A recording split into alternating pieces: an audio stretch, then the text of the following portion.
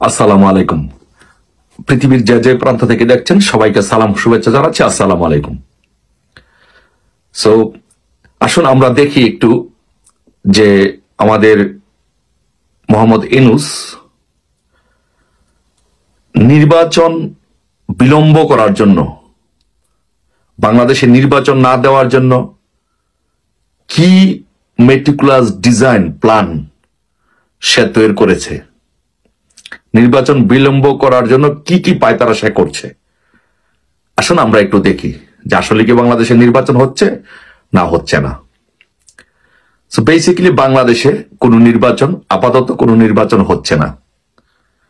বাংলাদেশে যখন একটি অদ্ভুত পরিস্থিতি সৃষ্টি হয়েছে গত সপ্তাহে সারা বাংলাদেশে বিভিন্ন জায়গায়, যখন বিশেষ করে ঢাকা শহর বিভিন্ন জায়গায় যখন অরাজকতা, নৈরাজ্য, বিশৃঙ্খলা সৃষ্টি হলো, তখন হঠাৎ করে এই চিন্ময় প্রভুকে গ্রেপ্তার করে হিন্দুদের উপরে অত্যাচার নির্যাতন করে একটি সাম্প্রদায়িক দাঙ্গার মতো একটি পরিস্থিতি সৃষ্টি করা হলো।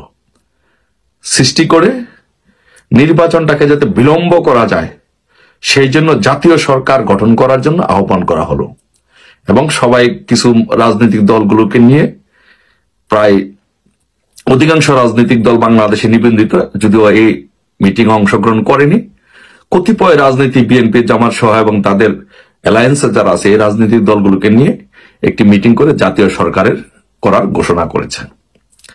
বাট এটি হচ্ছে আপনার একটি কমপ্লিটলি একটি বাউতাবাজি। এটা হচ্ছে সৈয়দ ইউনূসের আরেকটি মেটিকুলাস ডিজাইন বাউতাবাজি। উনি কখনো এই নির্বাচন দিবে না। কেন দিবে না আপনারাকে আমি বলি। আপনারা প্রথম আলো, আমি বলিনি, এটি প্রথম আলোতে একটি রিপোর্ট হয়েছে, আমি সেই রিপোর্টটি লিঙ্কটি আমি কমেন্ট বক্সে দিয়ে দিব, আপনারা দেখে নেবেন। যে ওখানে যেটা বলা হয়েছে যে 2025 সালের মার্চ থেকে ভোটার তালিকা হালনাগাদ করা শুরু হবে। তাহলে এই ভোটার তালিকা হালনাগাদ করা শেষ হবে কবে? 2026 সালে 2রা মার্চ। তাহলে 2রা মার্চ 2025 সাল থেকে ভোটার তালিকা হালনাগাদ শুরু হবে। 2026 সালের 2রা মার্চ ভোটার তালিকা, পূর্ণাঙ্গ ভোটার তালিকা প্রকাশ করা হবে।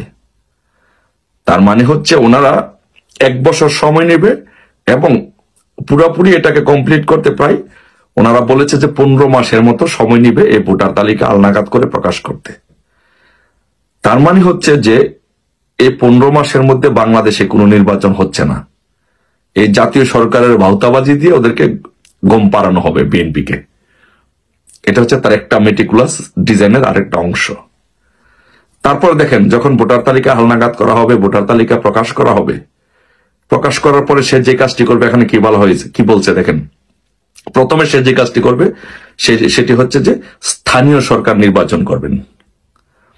সো স্থানীয় সরকার নির্বাচনের মধ্যে যে ইউনিয়ন পরিষদের নির্বাচনগুলো করবেন, উপজেলা পরিষদ নির্বাচনগুলো করবেন, পৌরসভা করবেন, জেলা পরিষদ করবেন এবং সিটি কর্পোরেশন নির্বাচনগুলো করবেন। এই নির্বাচনগুলো ওনারা করবেন। তার মানে হচ্ছে তাহলে কি আদৌ বাংলাদেশে জাতীয় নির্বাচন হচ্ছে বা হবে? কখনই হবে না। আপনাদেরকে একটা ভাউতাবাজি দিয়ে ঘুম পাড়ানো হচ্ছে। যখন সব দিক দিয়ে একটি উশৃঙ্খল বিশৃঙ্খল পরিস্থিতি, একটা ভোলেটাইল সিচুয়েশন যখন তৈরি হয়েছে, তখন সে তার এই মেটিকুলাস ডিজাইন এনে আপনাদের সামনে হাজির করেছে। আসলে আদতে কোনো বাংলাদেশে কোনো নির্বাচন হচ্ছে না, জাতীয় নির্বাচন। তো এই দলগুলোর মধ্যে এই সময়ের মধ্যে দল যে কাজটা করবে, সে যে বিভিন্ন স্থানীয় নির্বাচনগুলো করে, উপজেলা, জেলা, পৌরসভা, ইউনিয়ন পরিষদ, সিটি কর্পোরেশন নির্বাচনগুলো করে, তারপরে যখন সে তার দল গঠন প্রক্রিয়াটা শক্তিশালী হবে এবং এই সময়ের মধ্যে সে তার দল গঠন করে ফেলবে।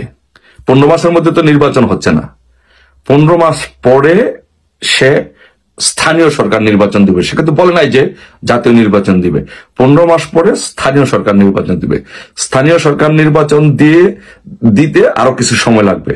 তার মানে হচ্ছে এই টোটাল সময় ধরেন 2 বছর 2.5 বছর সময় টোটাল লাগবে। তার মানে হচ্ছে এই সময়টুকুর ভিতরে সে তার দলটা গুছিয়ে নিবে। দলটা গুছিয়ে তারপরে যখন ওই স্থানীয় সরকার নির্বাচন যখন হবে, স্থানীয় সরকার নির্বাচনে তার ব্যক্তিগত পছন্দের লোক, তার দলের যে নতুন রাজনৈতিক দল গঠন করা হচ্ছে, সেই নতুন রাজনৈতিক দলের নেতৃবৃন্দকে ওখান থেকে স্থানীয় সরকার নির্বাচনে ইউনিয়ন চেয়ারম্যান, উপজেলা চেয়ারম্যান, পৌরসভার মেয়র, জেলা পরিষদ চেয়ারম্যান, সিটি কর্পোরেশনের মেয়র নির্বাচিত করে আনা হবে। নির্বাচিত করে এনে তার ভিতটা মজবুত করা হবে, শক্তিশালী করা হবে। তারপরে যেটা করা হবে, যখন তার ভিতটা এখানে মজবুত হবে এবং এই নির্বাচনেই, স্থানীয় সরকার নির্বাচনে তার পছন্দের লোক নির্বাচিত করবে এবং বিএনপি থেকে জাতীয় এবং লোকাল নেতৃবৃন্দদেরকে ভাগিয়ে এনে এখানে নির্বাচন করে প্রতিনিধি করা হবে। তারপরে যখন তার ভিতটা আরেকটু শক্ত হবে, তখন তার দলটাকে শেষ পূর্ণাঙ্গ শক্তিশালী করার জন্য বিএনপি থেকে জাতীয় পর্যায়ের নেতৃবৃন্দ এবং লোকাল নেতৃবৃন্দ তাদেরকে নিয়ে তার রাজনৈতিক দল গঠন করা হবে। এখানে হচ্ছে যে ভাগিয়ে নেওয়া হবে বিএনপি থেকে জাদ্রেল নেতা এবং প্রভাবশালী নেতৃবৃন্দদেরকে বিভিন্ন লোভ লালসার টোপ দেখিয়ে ভাগিয়ে নেওয়া হবে।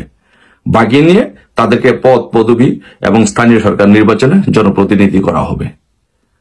তার মানে কি বুঝলেন? যে আদৌ কি বাংলাদেশে নির্বাচন হচ্ছে?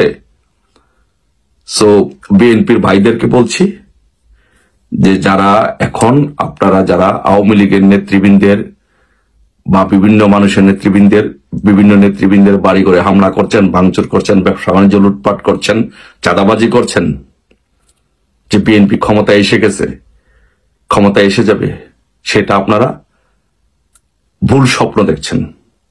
আদৌ কোনো নির্বাচন বাংলাদেশে আপাতত এই মহাজন ইউনূসের নেতৃত্বে আদৌ কোনো নির্বাচন হচ্ছে না এবং আদৌ কোনো নির্বাচন হবে না। সে এইভাবে টালবাহানা করে মেটিকুলাস ডিজাইনের অংশ হিসাবে 4 বছর সে ক্ষমতায় থাকবে। তারপরে 4 বছর ক্ষমতা পার করে যখন সে দেখবে যে তার দল শক্তিশালী হয়ে গেছে, 300 আসনে নির্বাচন করার মতো যোগ্য প্রতিদ্বন্দ্বী সে নিতে পেরেছে, তার সব দিক তার ঠিক আছে, তখন সে একটি নির্বাচন দিবে, অথবা হা না ভোটের মতো এরকম ধরনের একটা আজগুবি একটি নির্বাচন দিবে, দিয়ে ক্ষমতা কুক্ষিগত করে সে আরো 5 বছর থাকা চিন্তা করবে। তো তাই তারেক রহমান সহ যারা বাংলাদেশের প্রধানমন্ত্রী হওয়ার স্বপ্ন দেখছেন বা যারা বিএনপি নেতৃবৃন্দ যারা এমপি মন্ত্রী হওয়ার স্বপ্ন দেখছেন, আপনারা আপাতত সেই স্বপ্ন নিয়ে ঘুমান। বাংলাদেশে আদৌ কোনো নির্বাচন হচ্ছে না।